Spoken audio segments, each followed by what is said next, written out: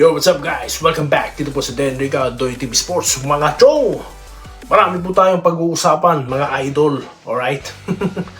Mga updates. Ano po ang ating pag-uusapan? Ito po, may kinalaman pa rin po sa Banggaang Ginebra at Converge. Nako po, malapit na.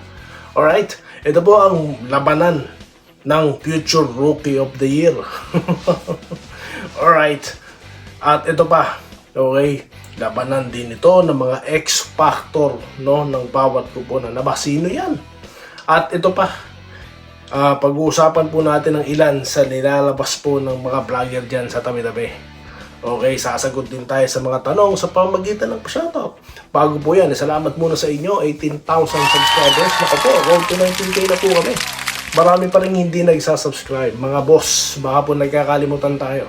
Alright, ito po, nag-iisang channel na bumabakbak sa mga fake news vloggers, no? Kaya sakay na kayo sa amin, sabay na. Alright, so dito po tayo guys sa ating gustong pag-usapan muna, no? Aba, ano ang aking sinasabi dito guys, no? Unahin na po natin ito pong mga X-Factor, no? Na magbabanggaan mamaya. Well, sa nakaraang content ko, no, latest na ko po, maraming nanonood, maraming salamat.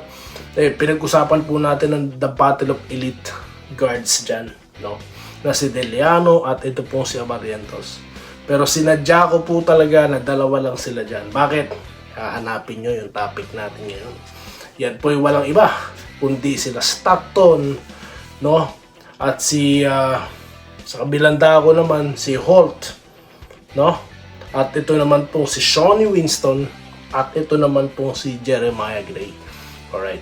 So guys, ito walang halong kasipsipan ito. Pero sa totoo lang, ako po ay humahanga dito sa Shawnee Winston. Bakit? Legit 6'4 ito guys. At the way he play guys, parang NBA player ito. Yung mga pull-up shots niya guys. Di ba malupit yan? Bihira po sa isang guard na katulad niya may ganitong skills, no? Okay? Merong iba kasi 6'4 pero ibang laro. Ito guard no? At ito pa po yung si Stockton, okay? Ang mahirap po dito sa dalawang ito, no? Okay? Dalawang scorer din yan. Ngayon, pag yan binantayan, may Deliano. Pag ang Deliano binantayan, meron pang dalawang scorer na ito. Mga legit ito Pero, sa Barangay Ginebra guys, no, tinapik po natin sila sa mga nakaraang contents po natin. Alright? Yan po, no, ay si Jeremiah Gray. Unahin na po natin. Yung kanyang performance sa nakalipas na 5 laro guys, nakita nyo. 0 siya against SMB. Pinakamataas sa puntos niya dyan, 13. No, at kapansin-pansin po yung no hesitation 3-point shots niya, no. Malamudi ito ng Golden State Warriors, no. Alright. Siya na rin po ang laman ng mga nasa trading block ng mga fake news vloggers.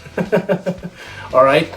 So, okay dito lang kayo tututok Walang trade dito Relax lang kayo. Okay, so ngayon po hindi lang opensa niya napapansin, pati depensa na rin, no. Alright. Kaya for sure siya kukuha dito, no? Bakit? Si Holt kasi magiging busy ito natapatan si Deliano, no? Alright. Kaya itong Jeremiah Gray, ang siyang maaatasan, no, na mag-switch dito sa dalawang ito. Bakit? May height din kasi si Jeremiah Gray.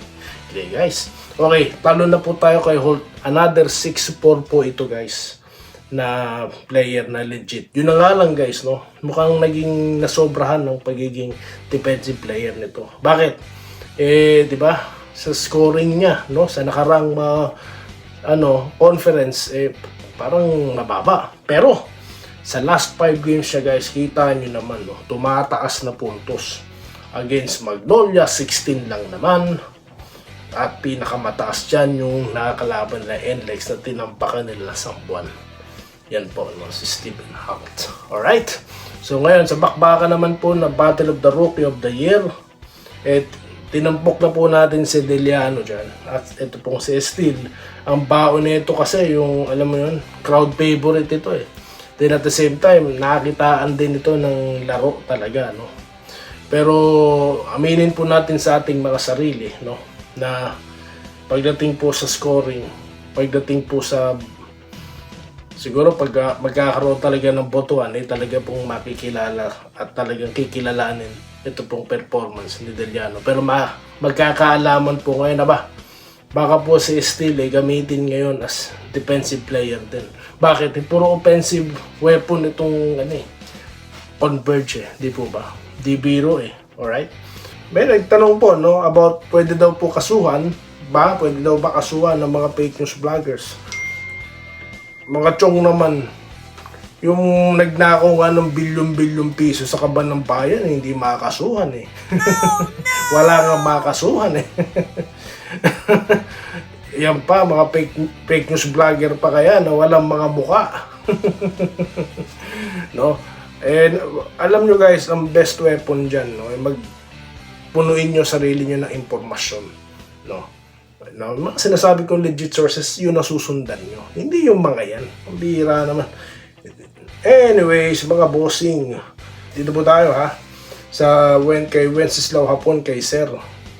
Grabe daw po ang tambak ng SMB sa Titan. Grabe, parang wala nang depensa.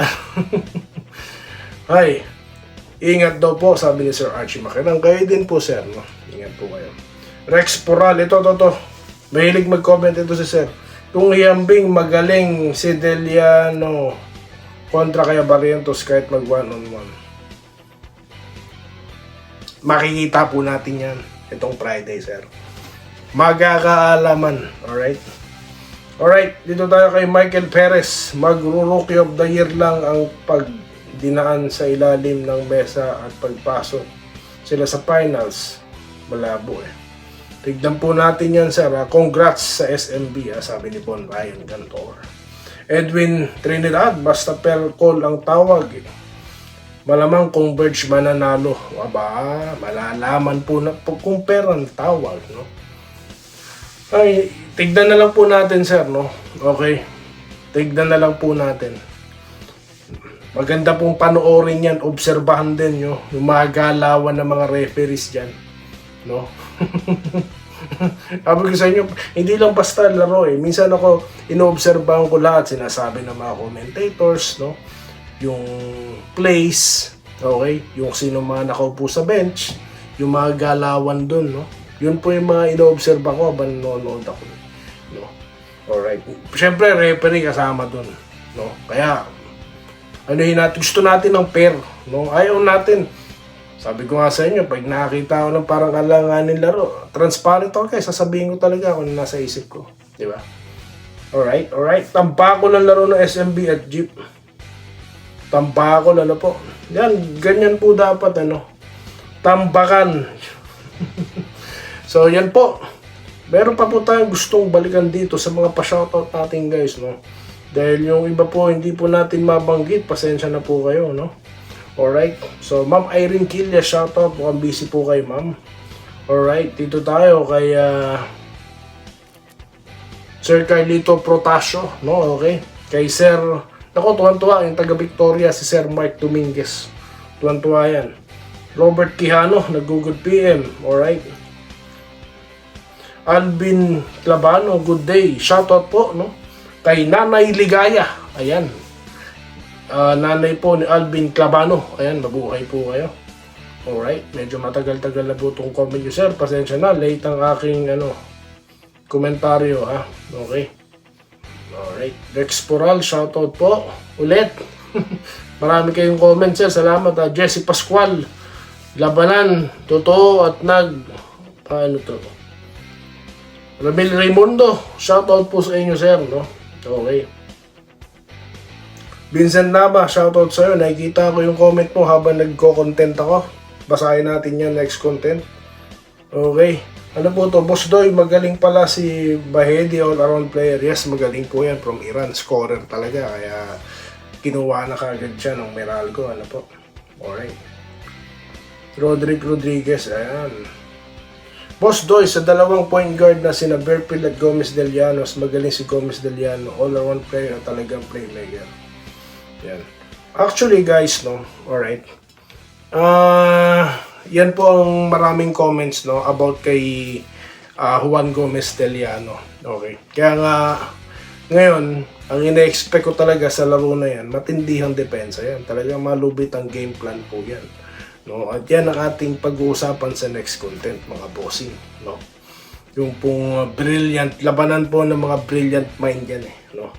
Guys, maraming salamat po sa inyong panonood. Naku po, kung nagustuhan nyo, mag-subscribe na po kayo guys. Maraming salamat at pagkikita po tayo sa susunod na video content. Dito lamang po sa mas pinalakas na nag-iisa lamang pong vlogger na bumabangga sa mga fake news vlogger ng Doy TV Sports. Muli, maraming salamat po. Stay safe guys.